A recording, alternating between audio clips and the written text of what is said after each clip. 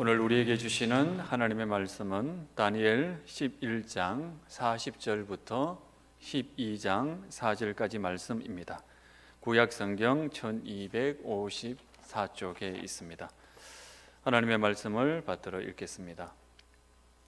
마지막 때에 남방 왕이 그와 힘을 겨룰 것이나 북방 왕이 병거와 마병과 많은 배로 해오리 바람처럼 그에게로 마주 와서 그 여러 나라에 침공하여 물이 넘침같이 지나갈 것이요 그가 또 영화로운 땅에 들어갈 것이요 많은 나라를 패망하게 할 것이나 오직 에돔과 모압과 암몬 자손의 지도자들은 그의 손에서 벗어나리라. 그가 여러 나라들의 그의 손을 펴리니 애굽 땅도 면하지 못할 것이니 그가 건세로 애굽의 금, 은과 모든 보물을 차지할 것이요 리비아 사람과 구스 사람이 그의 시종이 되리라. 그러나 동북에서부터 소문이 이르러 그를 번민하게 하므로 그가 분노하여 나아가서 많은 무리를 다 죽이며 멸망시키고자 할 것이요 그가 장막 궁전을 바다와 영화롭고 거룩한 산 사이에 세울 것이나 그의 종말이 이르리니 도와줄 자가 없으리라. 그때에 내 민족을 호위하는 큰 군주 미가일이 일어날 것이요 또 환난이 있으리니 이는 개국 이래로 그때까지 없던 환난일 것이며 그때 내 백성 중에 책에 기록된 모든 자가 구원을 받을 것이라. 땅의 띠끌 가운데서 자는 자 중에서 많은 사람이 깨어나 영생을 받는 자도 있겠고 수치를 당하여서 영원히 부끄러움을 당할 자도 있을 것이며 지혜 있는 자는 궁창의 빛과 같이 빛날 것이요 많은 사람을 옳은 대로 돌아오게 한 자는 별과 같이 영원토록 빛나리라. 다니엘아, 마지막 때까지 이 말을 간수하고 그 글을 봉함하라. 많은 사람이 빨리 왕래하며 지식을 더하리라. 아멘. 찬송하고 또 기도하고 그러면서 행동하고 얼마나 감사하고 좋은 일인지 모르겠어요. 움직여야 되잖아요, 그죠? 추울수록 잘 이렇게 혈액순환 잘 되도록 꼼지락꼼지락 하시고 우리 어르신들은 고개도 이렇게 흔드시고 이렇게 하셔서 그리고 난 다음에 기지개를 꼭 한번 펴시라 그러더라고요. 기지개 한번 쫙 펴시고 그다음 움직이셔야 됩니다. 안방에서도 움직이시고 마루에서도 움직이시고 마루는 없네요. 그 거실에서도 움직이시고 아무튼 부지런히 움직이셔야 됩니다. 성도들도 마찬가지입니다. 성도들도 움직여야 됩니다. 우리는 절대로 그 자리에 있도록 만들어지지 않았어요. 우리는 나무가 아니기 때문입니다. 나무는 움직이지 않아도 돼요. 그런데 사람은 움직여야 돼요. 그래서 우리는 계속 떠나라고 말씀하시잖아요. 떠나야 됩니다. 떠나야 돼요. 그래서 있는 자리에 안주하거나 그 자리에 뭉기고 앉아서 우리가 뭘 하는 게 아니라 그냥 그러면 그 곰팡이 피고 뿌리 내려요. 그러면 안 돼요. 나무가 아닌데. 그래서 계속 움직이고 영적으로 활동을 해야 됩니다. 그런 의미에서 오늘 우리는 참 귀한 본문을 받아 들었습니다. 여기에서 등장하는 인물은 그 안티오코스 에피파네스라고 하는 왕이에요. 알렉산더 대왕이 죽은 이후에 헬라 제국이 4개로 갈라졌는데 그 가운데 시리아 쪽에 셀루코스 왕조가 생기게 됐어요.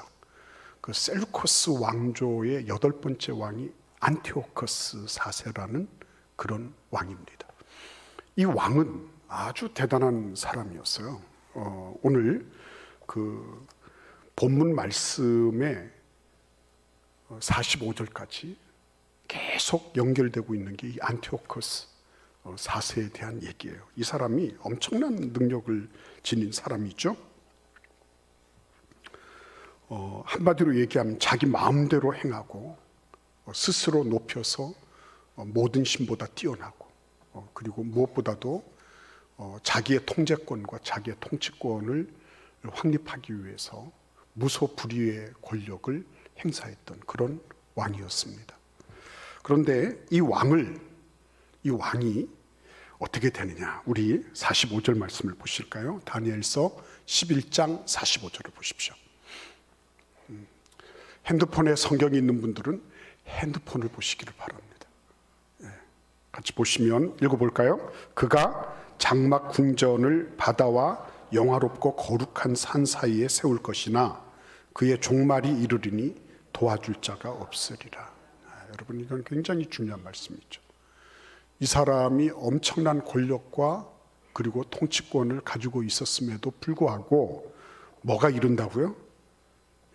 장막 궁전을 바다와 산 사이에 세우는 그런 건축공사가 끝나기 전에 뭐가 오는 거예요? 그 사람의 종말이 다가왔다 그랬습니다.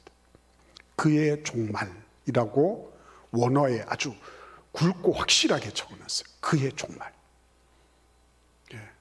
종말은 안티오코스 4세라 할지라도 예외가 아니라는 거죠. 그 사람이 얼마만큼 많은 권력을 지니고 얼마만큼 대단한 재력이 있고 얼마만큼 엄청난 명예를 지녔느냐 상관하지 않아요. 죽는 데는 평등한 거예요. 모든 사람에게 평등하고 일반적으로 종말이 다가오는 거예요. 그러니까 그의 종말 이렇게 쓴 거예요. 그리고 그 종말은 어느 누구도 도와줄 자가 없어요. 아버지가 자녀를 대신할 수가 없어요. 부모님의 아픔에 자식들이 어떻게 뭘 대신해 줄 수가 없어요. 부부간에도 마찬가지예요. 그 길은 홀로 가는 길이에요. 자기 홀로 가는 길, 자기 혼자서 감당해야 될 그 길이 바로 개인의 종말의 사건인 것입니다. 근데 여러분 한번 생각해 보십시오. 나는 종말을 어떻게 맞을까? 이런 거 생각해 보셨나요, 혹시? 나는 내가 마지막에는 어떻게 해서 하나님 앞에 서겠다. 이런 거를 혹시나 생각을 해 보셨나요? 여러분 다 생각하고 있어도 아닌 것처럼 가만히 시침이 떼고 계시죠. 생각 안 해 보셨어요? 해 보셨죠? 다들 한 번쯤은 생각해 봤을 거예요. 나는 어떻게 내가 하나님 앞에 서게 될 것이다. 그렇죠? 그런 생각을 누구나 다 해봤을 거예요. 난 이렇게 하나님 앞에 갔으면 좋겠다.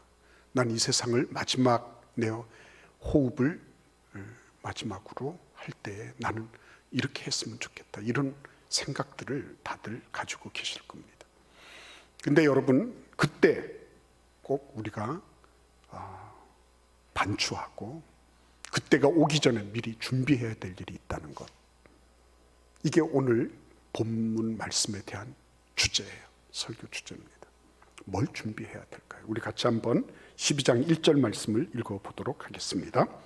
그때에 내 민족을 호위하는 큰 군주 미가엘이 일어날 것이요 또 환란이 있으리니 이는 개국 이래로 그때까지 없던 환란일 것이며 그때 내 백성 중 책에 기록된 모든 자가 구원을 받을 것이라. 아멘. 책에 기록된 모든 자가 구원을 받을 것이다. 그랬죠? 환란의 때가 옵니다. 지금까지 미중류의 그런 사건이에요. 그리고 그때 또 거룩한 일도 있어요. 그러니까 계속 혼란과 혼돈이 마치 그 하나님께서 이 세상을 짓기 전처럼 혼돈과 공허가 막 그 뒤섞이고 있는 그런 즈음이에요. 근데 그때에 한 가지 아주 분명하고 확실한 거 한 가지가 있다. 그게 뭐라고요? 생명책이 갑자기 부각된다는 거예요. 지금까지는 안티오코스 4세가 뭐든지 다 했죠. 하나님을 두려워하지 않았습니다. 그는 강한 왕은 흠모했지만 하나님은 흠모하지 않았어요.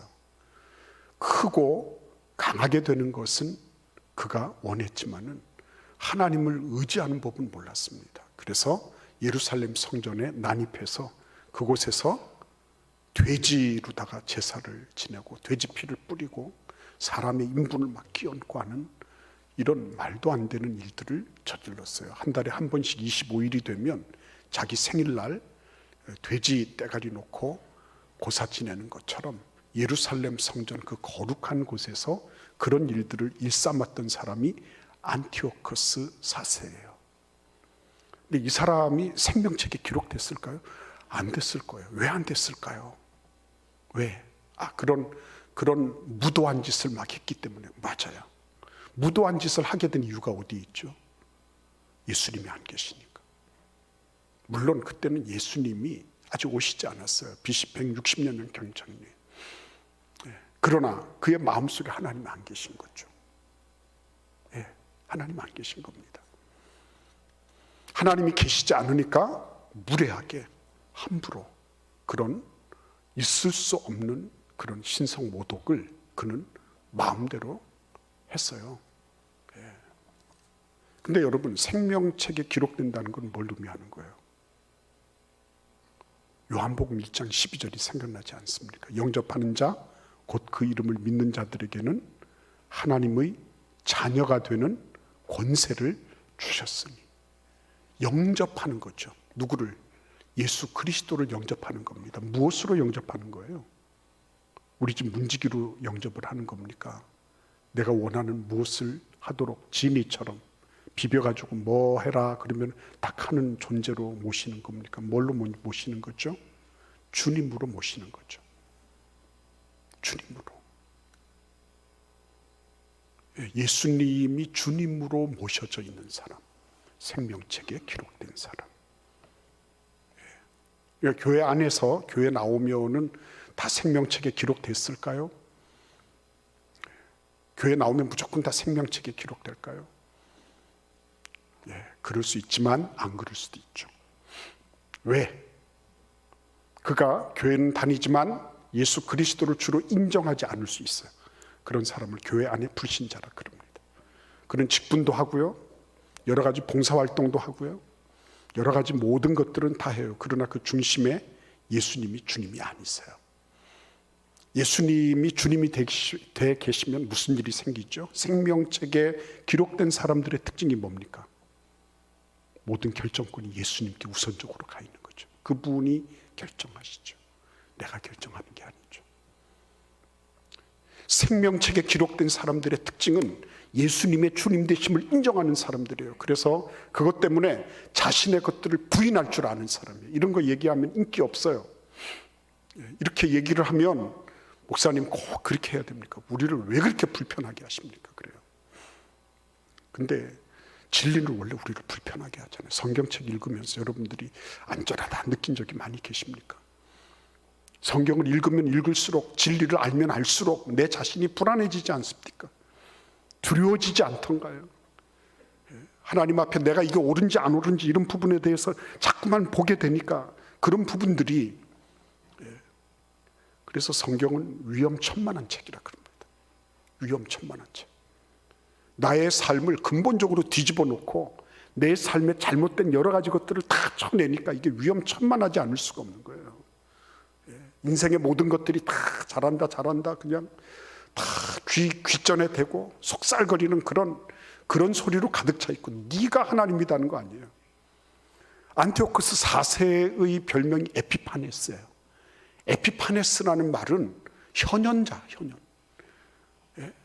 우리가 지금 에피파니라 그래요. 에피파니, 신의 현현, 하나님이 내려오신 거, 하나님이 우리 가운데 강림하신 거, 에피파니, 주현절이라 그러잖아요. 근데 이 사람의 별명이 에피파네스예요. 안티오코스 에피파네스. 자기가 하나님 된 거죠. 요즘 그렇잖아요, 여러분. 네가 제일이다. 네가 하나님이다. 네가 결정하는 거야. 네가 다 그거 네가 알아서 하면 돼. 그래서 셀프 하나님, 1인 하나님의 시대, 1인 종교의 시대, 자기 숭배의 시대가 돼버렸잖아요. 네가 제일이야. 아무도 너를 거스르면 안 돼. 네가 하나님인데 겉으로는 하나님이라고 얘기는 안 해요. 그러나 사실은 예수 그리스도를 부인하면서 전부 내 안에 내가 하나님이에요. 내가 기준점이고 내가 중심점이고 내가 하는 게 전부 옳은 거예요. 그렇지 않은 거는 전부 잘못된 거예요. 그런 시대를 살아가고 있는 거죠. 그거를 벌써 지금으로부터 2200년 전에 드러낸 사람이 안티오코스 에피파니어스였습니다. 근데 그 사람이 어떻게 됐다고요? 다시 한번 45절을 보십시오. 다니엘서 11장 45절. 그가 장막 궁전을 바다와 영화롭고 거룩한 산 사이에 세울 것이나 그의 종말이 이르리니 도와줄 자가 없으리라. 도와줄 자가 없으리라. 별 수 없는 거예요. 1인 숭배건 셀프 숭배건 자기 숭배건 뭐 관계없습니다. 그러다가 자기 만족을 추구하다가 가는 거죠. 이 사람이 바다와 산 사이에 어마어마한 영화로운 장막 궁전을 세운들 뭐합니까? 누리지를 못하는데, 그렇죠? 누리지를 못하는 겁니다. 그래서 여러분, 우리는 생각해야 되는 거예요. 생명책에 기록된다라고 하는 말은 다른 말씀이 아니에요. 예수 그리스도가 주님이 되어 계시다. 생명책에 기록된 겁니다.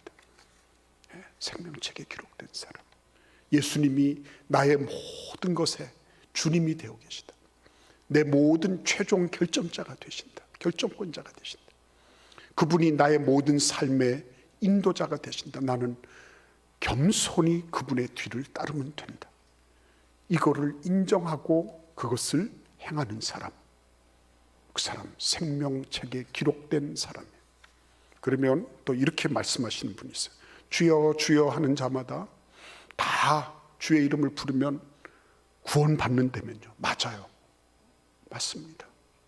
그런데 예수님께서는 그렇게 말씀하셨어요.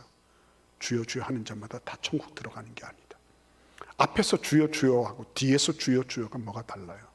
앞에서 주여 주여는 예수님이 주님 되신 것을 인정하는 주님이에요. 뒤에 주여 주여는 뭐예요? 건성으로 입버릇으로 하는 주여 주여예요. 네. 그런 주여 주여로는 구원받지 못하는 거예요.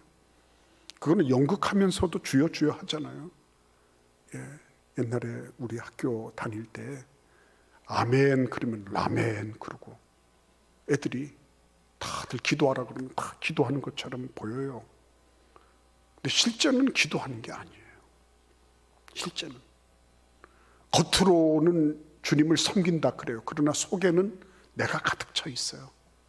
내 중심에서 모든 것을 판단하고 내가 그런 것들을 분별하고 내 중심을 기준으로 해서 모든 것을 다 좌우를 가르고 그리고 중심을 쪼개고 하는 그런 일을 하는 거예요.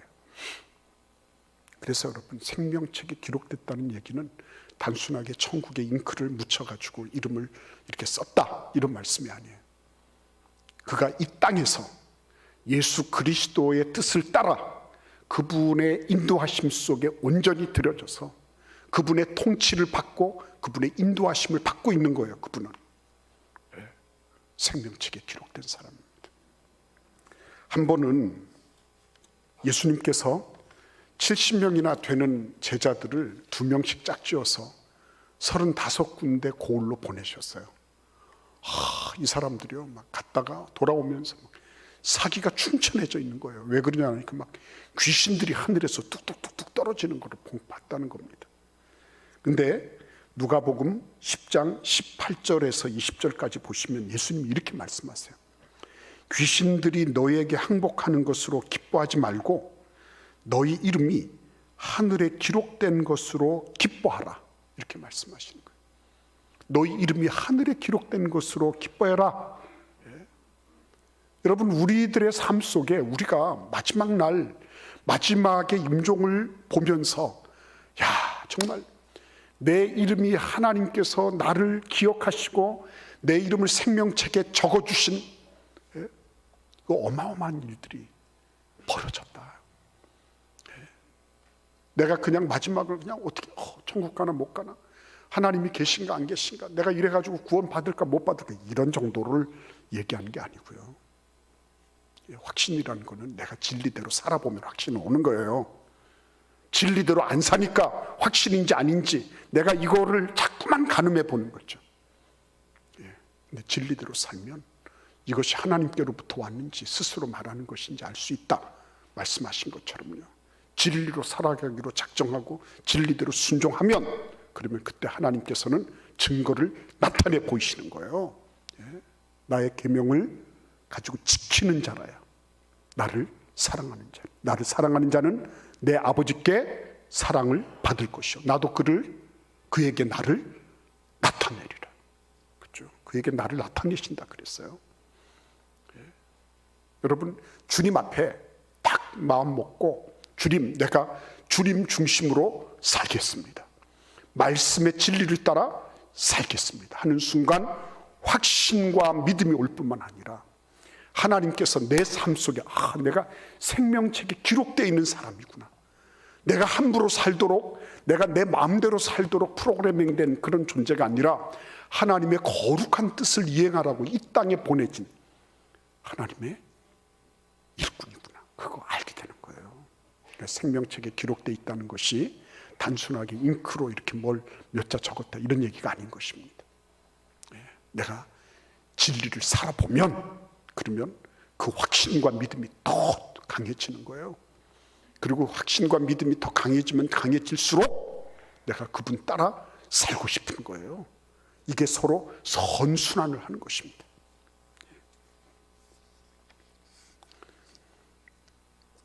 그래서 여러분 이 생명책에 기록됐을 뿐만 아니라 그 다음에 어떤 일이 발생해요. 2절을 한번 보실까요? 땅의 티끌 가운데에서 자는 자 중에 많은 사람이 깨어나 영생을 받는 자도 있겠고 수치를 당하여서 영원히 부끄러움을 당할 자도 있을 것이다 그랬습니다.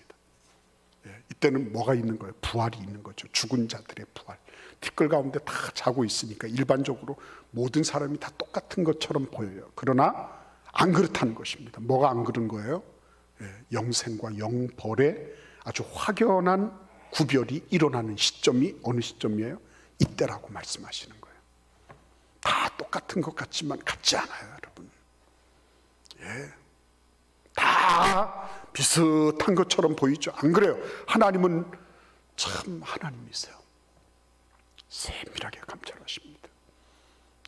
사람들은 속이고 심지어 자기 양심도 속일 수 있지만 그러나 하나님은 속일 수가 없어요. 하나님의 뜻을 따라 내가 자고 있지만 그러나 그때가 되면 다시 일어날 거예요. 그리고 영원한 생명의 부활로 그리고 영원한 심판의 부활로 나가게 될 것이에요. 그거를 명료하게 염두에 두는 겁니다. 그러니까 잘 사는 사람은 누구냐면 메멘토 모리가 되는 사람이에요. 죽음을 날마다 기억하는 사람, 잘 사는 사람이에요. 나에게 주어져 있는 날이 며칠이나 되는지, 그래서 그 날을 잘 생각하고 하루를 천년같이 살잖아요. 하루를 천년같이. 하루를 천년같이 사는 것처럼 밀도 높게 살아가는 사람, 그 사람 누구라고요? 예수의 뜻을 따라 사는 사람. 그 사람은요, 그 사람은 왜 저렇게 시간을 낭비야? 저렇게 왜 저렇게 물질을 저렇게 막 그려? 이렇게 사람들은 생각할지 몰라요. 그런데 그게 전부 다 뭘 위해서 있는 거예요? 우리 같이 한번 3절을 읽어보겠습니다. 지혜 있는 자는 궁창의 빛과 같이 빛날 것이요 많은 사람을 옳은 대로 돌아오게 한 자는 별과 같이 영원토록 빛나리라. 요거 때문에 이게 뭐죠? 많은 사람을 옳은 대로 돌아오게 한 자. 그렇죠? 지혜 있는 자, 많은 사람을 옳은 대로 돌아오게 한 자, 다 같이 빛나요. 그런데 그 지혜로운 자와 많은 사람을 옳은 대로 돌아오게 한 그 사람은 결국 어떤 사람이에요? 영원히 찬란하게 빛나는 사람.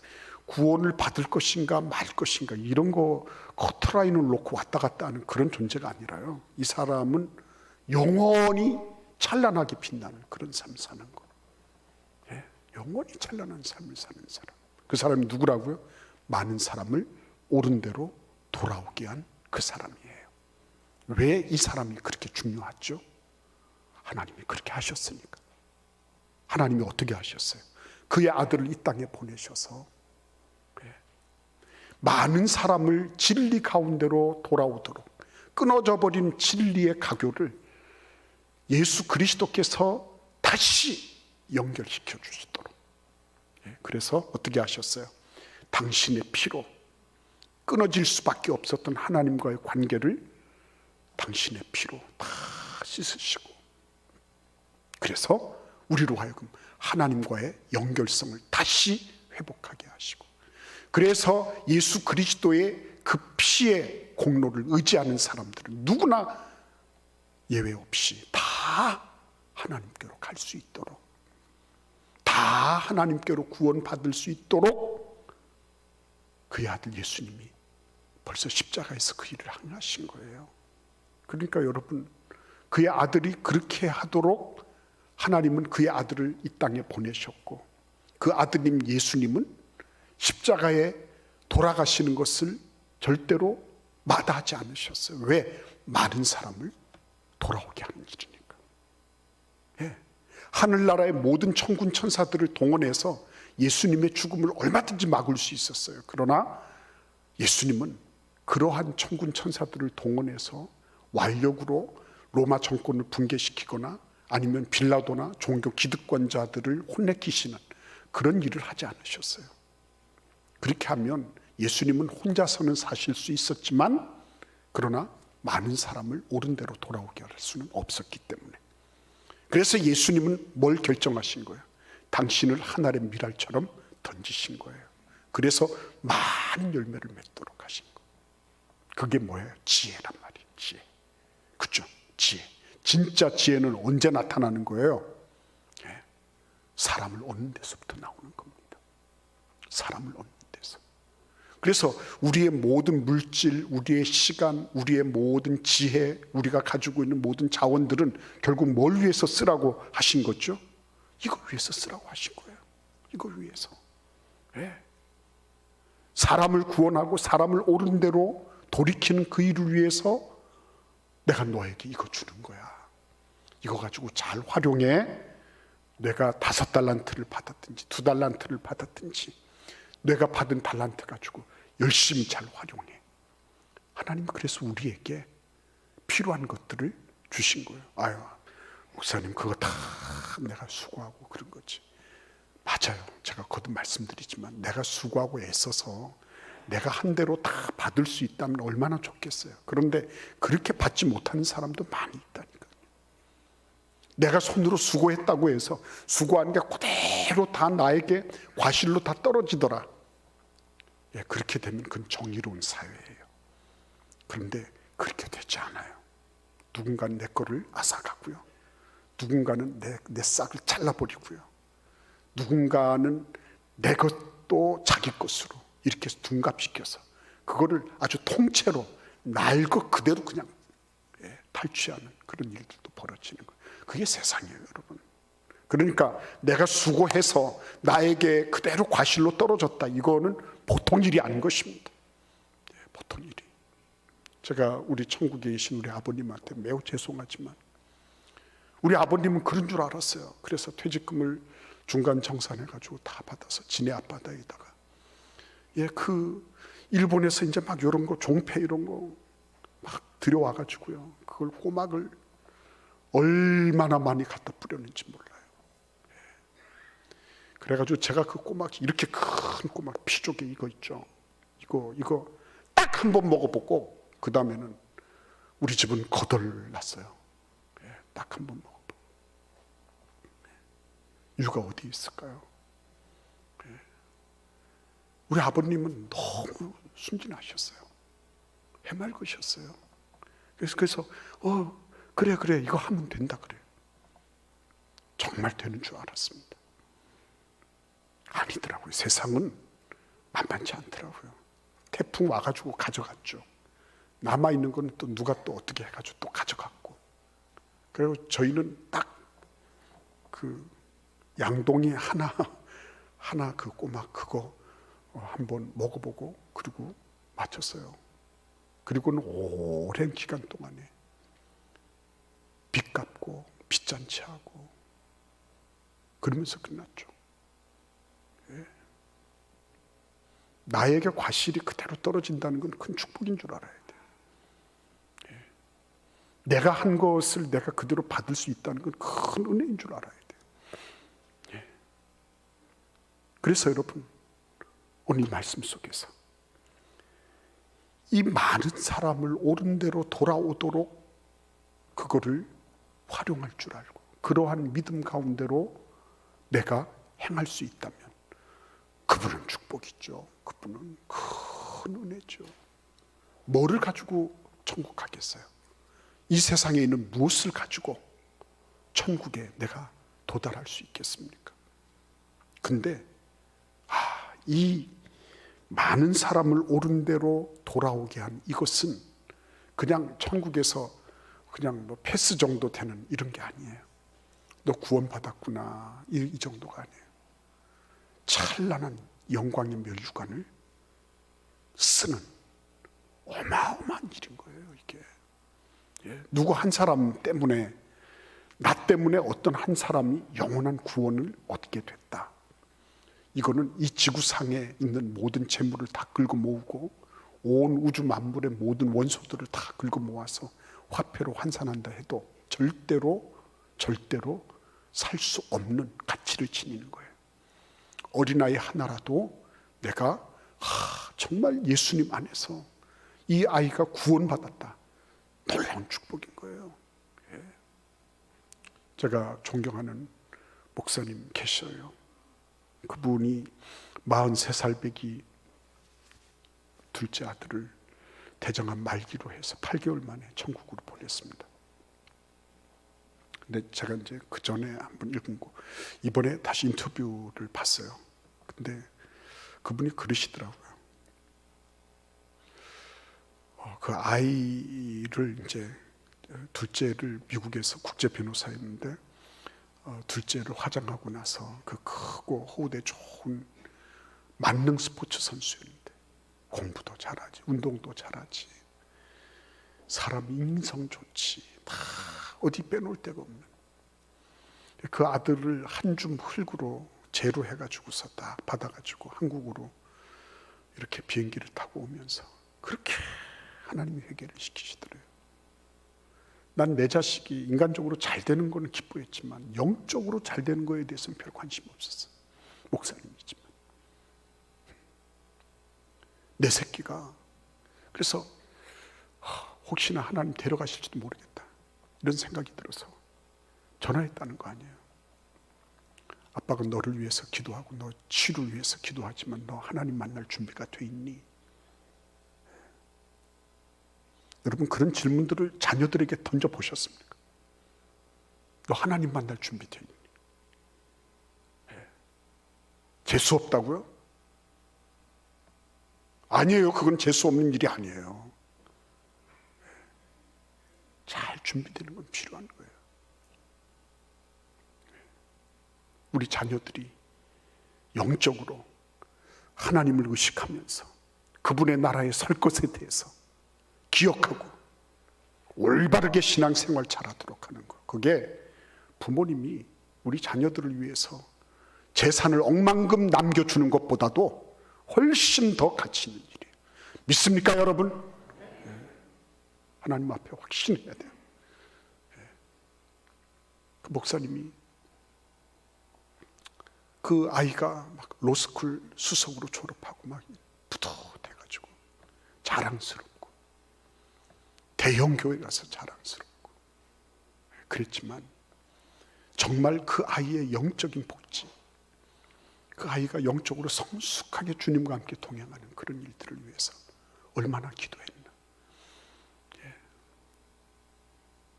그러니까 평생을 배워야 되겠다. 평생을 죽을 때까지 배워야 되는 게 인생이더라고요. 내가 이 정도면 되지가 아니더라고요. 또 이렇게 보면 이 부분이 또 있고 저렇게 열어보면 또 저 부분이 있고요. 그게 인생이더라고요. 뭘 하나를 가지고 이렇게 딱딱 두부 자르듯이 그렇게 단순 명료하게 되는 거는 그렇게 많지 않아요. 그 와중에 하나님이 보여주신 거, 많은 사람을 옳은 대로 돌아오게 하는 이 일은 일반적이고 보편적인 모든 사람이 다 하는 종말적인 사건 속에서 특별한 광위를 나타내는 특별한 상급을 약속하고 있다는 거예요. 이 약속에 동참하고 싶지 않습니까? 이 상급 받고 싶지 않아요? 하나님 아버지, 내가 한번 이 세상 살아가면서 나도 예수님 주님으로 모시고 주님의 말씀 따라 내가 순종하며 살면서 하나님, 나를 통해서도 누군가는 옳은 대로 진리의 길을 따라서 구원받고 영원한 생명을 얻어야 되지 않겠습니까? 하나님, 나를 도와주세요. 나에게 주어진 이 모든 자원들을 이 종말적인 사건을 위해서 내가 잘 활용할 수 있도록 지혜를 주세요. 그런 기도가 우리에게 필요하지 않을까요? 여러분, 이제 연말이 다가오고 있습니다. 연말을 다가오면서 우리는 새해를 2자에서 3자로 바꾸는 그런 일을 하면 새해가 된다고 생각해요. 그렇지 않아요. 그건 달력의 일이에요. 그거는 물리적 시간의 일이에요. 그러나 우리에게 있어서 진짜 새해는 하나님 앞에서, 하나님, 내가 지금까지 나를 주인으로 삼고 나의 만족을 추구했던 이곳에서 예수님의 만족을 내가 추구하겠습니다. 내가 예수 그리스도를 우선으로 모시겠습니다. 내가 예수님을 섬기고 그분의 통치와 그분의 다스리심 속에 내가 들어가겠습니다. 주님, 나를 도와주셔서 나에게 주어져 있는 이 모든 것들을 다 활용해서 많은 사람을 옳은 대로 돌아가게 하는 그 일에 내가 쓰임받게 해주세요. 그리하여서 하늘의 별처럼 영원히 빛나는 특별한 상급을 나도 누리게 해주세요. 그죠? 예. 기대가 됩니다. 이제 하늘에 여러분들 같은 이런 수많은 별들이 막 떠가지고 얼마나 멋있을까 싶어요. 여러분, 우리가 그와 같은 생애, 그런 삶을 함께 누려나갈 수 있기를 바랍니다. 우리 같이 기도드리겠습니다. 고마우신 주님, 감사합니다. 하늘의 별처럼 영원히 빛나는 그런 삶 살아가도록 저희들에게 기회를 주신 것 감사합니다. 하나님, 많은 사람을 옳은 대로 돌이키는 그러한 생활, 그러한 믿음, 그러한 기도, 그러한 결단이 우리의 삶 속에 있게 하여 주옵소서.